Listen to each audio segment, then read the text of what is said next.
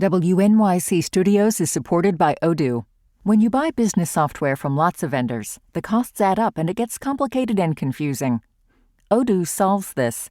It's a single company that sells a suite of enterprise apps that handles everything from accounting to inventory to sales. Odoo is all connected on a single platform in a simple and affordable way. You can save money without missing out on the features you need. Check out Odoo at odoo.com. That's odoo.com.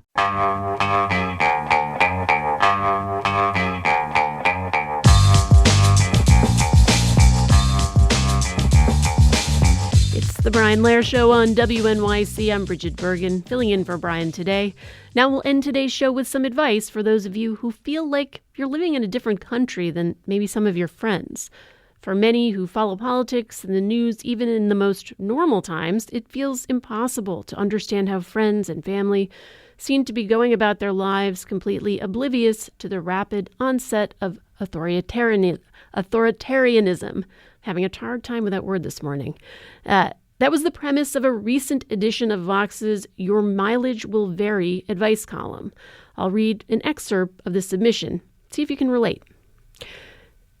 I feel increasingly alarmed by what's happening politically in America. And yet, even in light of everything in Minnesota, some of my friends seem very apolitical. Instead of talking about ways to get involved, they're going about with business as usual.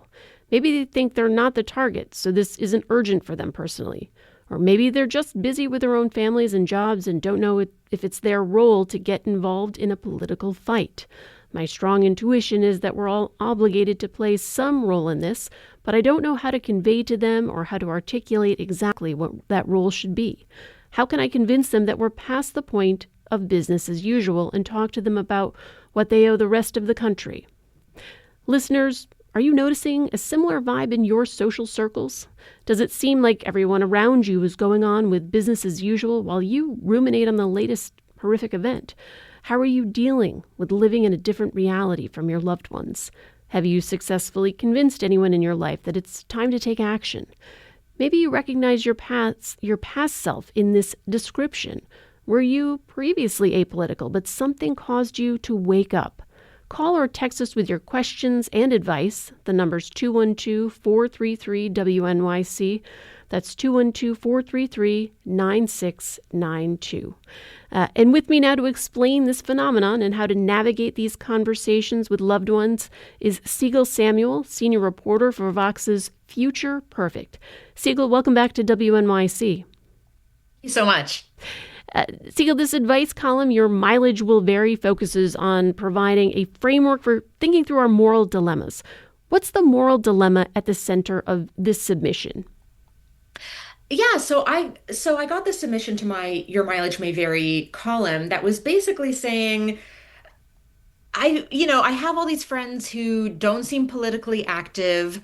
I really think that everyone has some role, some moral obligation to play a role in politics and American life right now. I don't know exactly how to articulate what that role or obligation is, but how can I convince my friends that we're past the point of business as usual and everyone needs to do something? You begin your response by introducing readers to a man named Ernst Frankl. That's right. Who was Ernst Frankl? Why is he a helpful character in our quest to understand our current moment? Yeah, I think Frankl can help give us a framework for how to think about this. So Frankl was a German-Jewish political scientist. Back in the 1930s, he was living in Germany, and he was a keen observer of the Nazi political system. And then after he moved to the US, he published a book in 1941 called The Dual State. I just want to say clearly, it's not that I think we're facing a situation as grave as Nazism in America right now. We're not in 1940s Germany, but Frankl's analysis can still give us a helpful framework for understanding the broad contours of what's going on. And his main insight is that life under authoritarianism is actually weirdly normal most of the time. It can often be pretty boring in the sense that the typical person can go about their day basically as usual. You take your kids to school, you go to the office, you host a dinner party. And Frankl says that's you living in one half of the dual state, which he calls the normative state. It's like the state in which everything basically looks normal. Mm. It's easy to think that if you just keep your head down, you'll be fine. And what's the other state? So the other state is what Frankl calls the prerogative state. And that is a state that only becomes visible to you when you suddenly do something that upsets the powers that be. Um, Once you do that, suddenly you tip over into this realm where the rule of law does not exist, citizens can be killed with impunity, and even you, if you thought you were invulnerable before, suddenly you can become a target as well. Frankel basically says the first state, the business as usual one, exists to lull us into a sense of complacency, so we don't realize that that second state, the prerogative one, is actually operating in parallel with it. Listeners, are you noticing something like what Sigal's describing in your own social circles? A sense that some people are living in, business as usual times, and others are more gripped by the sense that we are slipping into authoritarianism. Maybe you recognize yourself in this description. Were you previously apolitical, but something caused you to wake up? Or are you just struggling with the kinds of conversations you're having with your friends and family? We want to hear your stories. You can call or text us with your questions and advice at 212-433-WNYC. That's 212-433-9692.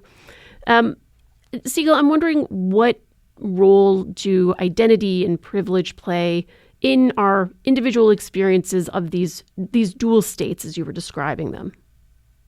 Yeah, so I think it can be really disorienting for people to feel like they have this strong sense of like something very particular is happening in political life, but their friends are not paying attention and they can be confused as to why the friends are acting like everything's normal.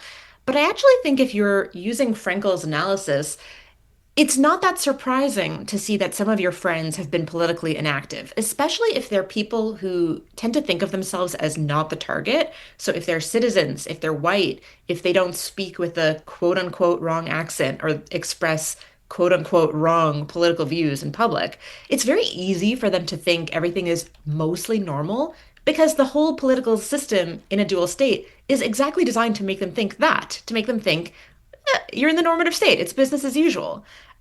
So if you're privileged in that way that you're not immediately legible or visible to the dual state as someone who should be a target, it's very easy to go along for a long time thinking, things are like mostly okay. We have a caller from Merrick, New York. Diana, you have a question for Sigal? Yes. I'm very concerned about what's going on. So I have a tendency to maybe take a screenshot of a New York Times article giving, certain factual information, and I put my 2 cents in sometimes. No cursing. I try very hard not to put down the administration. I'm just trying so hard to state the facts. Do you think it's appropriate to post politically on something like Facebook and other social media, or should I keep my thoughts to myself? Because I've noticed even people who tend to agree with me do not like my posts. And Sigal, I think that goes to sort of the larger question is how do we get people to understand that maybe we're living in this dual state if they're not necessarily experiencing some of this, darker half in their daily lives? Absolutely. Yeah. I mean, I think this is a very good and relatable question. I think that we know from sort of psychology research that unfortunately brute facts tend not to be very convincing to people. They tend not to change people's minds on their own. So what I suggest in my column is that you give people two things. First, a frame. And I suggest Frankel's framework of the dual state. I think explaining to people, hey, like, let's take a step back. Here's why you might be seeing things very differently from how I'm seeing things. It's actually like, it's not that you're dumb or it's your fault. It's that the state is purposely designed to make you perceive it differently than I perceive it. So I think giving people Frankel's frame first, and then making that even more effective by placing a particular picture inside the frame, like a concrete illustration of the dual state.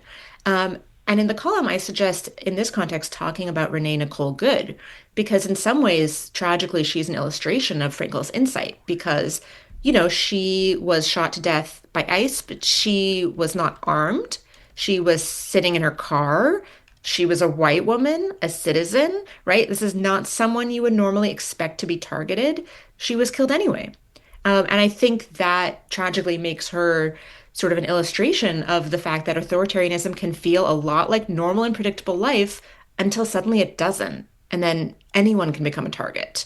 So I would suggest sort of pairing the frame with the picture that goes inside the frame as something that might be more effective than simply presenting people with facts. I want to try to sneak in another caller very quickly. John in Daytona, Florida. You've got about 30 seconds. Thank you. The reason people tend to be apolitical is to avoid confrontation, I believe. And I have a situation. I came from Westchester County, New York. I'm down here now for 2 years. I love it. But my family, most of my family, are progressives and part of the working party. I can't express any opinions with people that will not accept any other opinion. People stay away and are termed or labeled apolitical when it's just people that are aware that don't want conflict because there's no reasoning. John, thank you for that perspective. And Sigal, as we're wrapping up here, just quickly, can you give us a description of the grandkid test and how that might help us? You've got about 20 seconds. Absolutely. I think if all else fails, a great way to get through to people is give them the grandkid test. That is, tell them that one day their grandkids might ask them what they did in the wake of Minnesota or under this administration broadly. Will they be able to answer the grandkid in a way that makes, that young face beam with pride? If not, maybe it's a, prod to think more carefully about what you're doing. We're going to have to leave it there for today. My guest has been Sigal Samuel, senior reporter for Vox's Future Perfect. I'm Bridget Bergen. That's it for the Brian Lehrer Show today. Stay tuned for all of it. Thanks so much.